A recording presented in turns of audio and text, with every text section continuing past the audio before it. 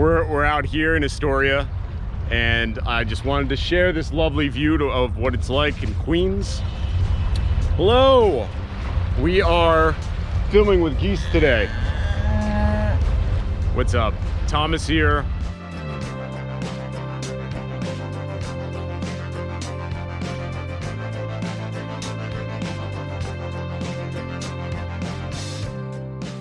Today I would like to talk to you about my experience as a freelancer, coming up from Pennsylvania, moving to New York, not knowing anyone and starting from scratch.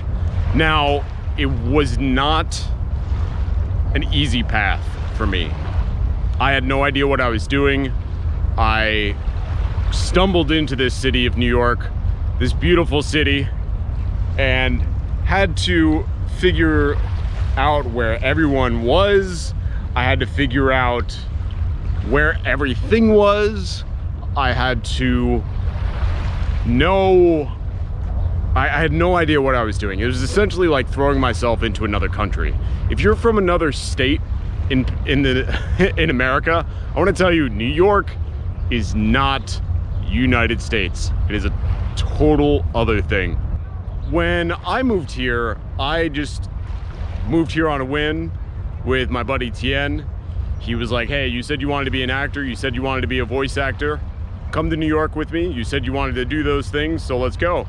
And so I quit my job, and in 2 weeks, quit my job, left my apartment that I was in, packed everything into my car, and started looking for apartments in New York.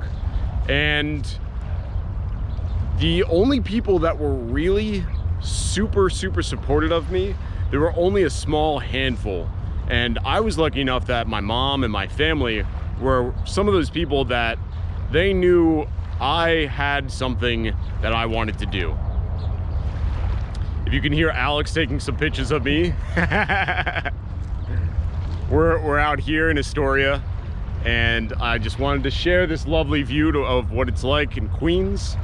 And yeah, so if you are in a state, not a state of mind, but a literal state in Pennsylvania, if you're in Alaska, if you're somewhere in America, if you're outside of America, I want to tell you, you can follow your dreams and you can make it happen. And it was not easy for me, but it could be way easier for you. I mean, I'm 31 now, and when I first moved to New York, smartphones were just kind of coming out, right? Like I had a cell phone, I had a flip phone, and I didn't have Google Maps on my phone, and I didn't splurge to buy a smartphone. And so anytime somebody was like, oh, meet up with us here, or meet up with us there, I typed in MapQuest into Google and would write everything down on a piece of paper. Actually, I would write it all down on a piece of, it was a paper plate, so that you could kind of turn it without there being a right side up. So even just getting from one place to the next was like an extremely difficult challenge. I know it may not be as difficult as somebody that didn't come up with the internet at all. And I'm extremely lucky to be able to live in a time where there is the internet. And there are resources like YouTube, there's resources that you can just look things up now. So for me, I wanted to be a voice actor and a sound mixer, and I thought that those things would be lovely to intertwine with each other. And I kind of fell into doing sound for film. And something that was really interesting to me was how specific it was, and how much knowledge there was, and how much depth there was in just doing sound. And originally I thought that it would just be for music. Like I didn't know that sound for film was a thing. Like I was a musician, I would play drums, and I would do it for music concerts, and I would do it for those types of things. And I would do it for albums, I would do live, and that was awesome. And I really loved doing that. But with the internet came the crash of the music industry. And my dreams of owning a recording studio and kind of like having a couple of small bands in, doing some metal bands, and then doing some like little jingles, I was like, oh, that would be awesome to do, you know?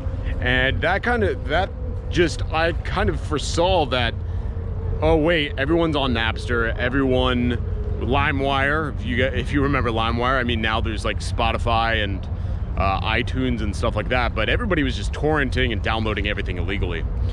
And I was like, oh, that's gonna be really bad. So I actually started interning up. I was able to network with other filmmakers. I was able to research all of the recorders. I was able to have hands-on experience and listen to different mics. You know, a lot of sound mixers, they buy their gear, they look up what the best equipment is, they buy that, and that's kind of all they know. And I had the experience of getting to know the lower level things, the higher level things, the intermediate things, and I was also able to learn how to learn. And one thing I want to offer to you is, if you're trying to start out as a filmmaker, if you're trying to start out as a camera person, as a sound mixer, you can go online, go to the camera's website, and you can download the manual. And what I would do at my internship is I would take a manual each week and take it home and read it. It wasn't fascinating, right? I just saw it of like, I need to get this information into my head, and when I go on a shoot, I want to be able to know this recorder, that recorder. So at the time it was the 702, the sound devices, and there was also the 633, which I use now. And at the time, Zaxcom released the Zaxcom Max and the Nomad. And that was a really big deal because it was this brand new machine with a lot of capabilities, but not everybody knew how to use it.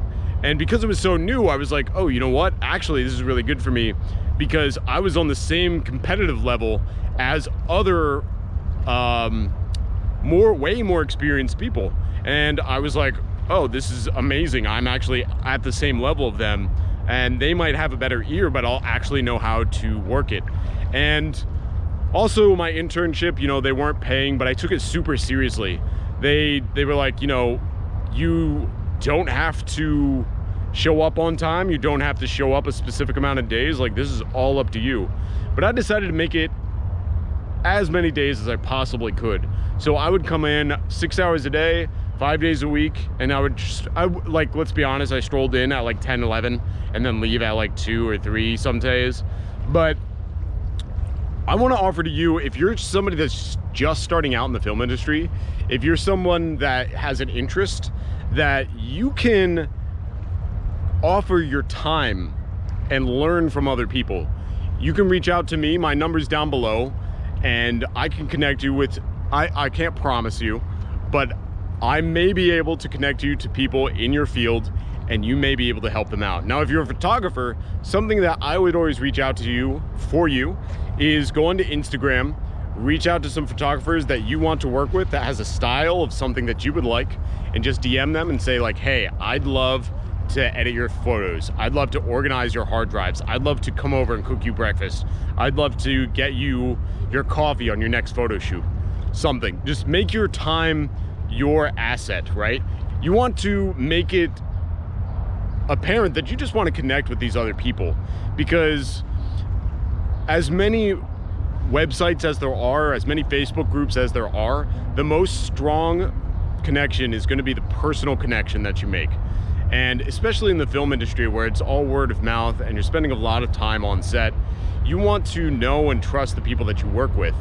I've been on sets with a lot of high-name celebrities. I've been on sets where it's extremely sensitive information, where it's about somebody, like the project's about somebody's dead father. It's about, you know, some topic that's very important to them, or maybe they're just a sensitive person. And, you know, the people that hire me, they want to know that I'm able to handle myself in a way that I'm not going to scare off the people who are producing the projects. I'm not going to alienate anyone on set. You know, I think a big problem that a lot of women tell me when they're on set is like, hey, you know, so-and-so that we work together with, and I was like, oh yeah, I think. They're like, oh yeah, he got my number off the call sheet. And that's completely inappropriate, you know. And as a dude, as a woman, as whoever you are, you need to ask consent for something like that. I can't believe I'm even saying that, but consent is super, super important, of just like, hey, I'd like to stay connected. Can we exchange phone numbers? Otherwise, it's way too creepy, you know? I don't want anyone texting me. I mean, that's happened to me before, and luckily enough, I had a good relationship with whoever's done that, and I'm like, oh yeah, I thought you already had my number, right? But if you're unsure, like, don't just assume that that's okay. That's somebody's personal information on the call sheet. And for somebody, especially that's just starting out, I think you want to make personal connections, right? You don't want to alienate anybody that you're on set with. What you could do is just show off the skills that you have. You can conduct yourself, right? And if you can do that on set, people are gonna keep wanting to work with you. And I abide by these rules of 3, right?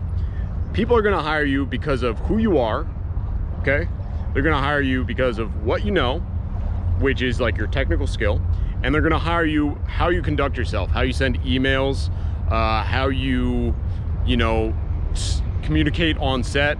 And with those 3 things, they can really take your career off. Because if you're a jerk, but you know how to email somebody and you know how to, let's say, conduct yourself on set, but you're a jerk, nobody wants to be on set with you.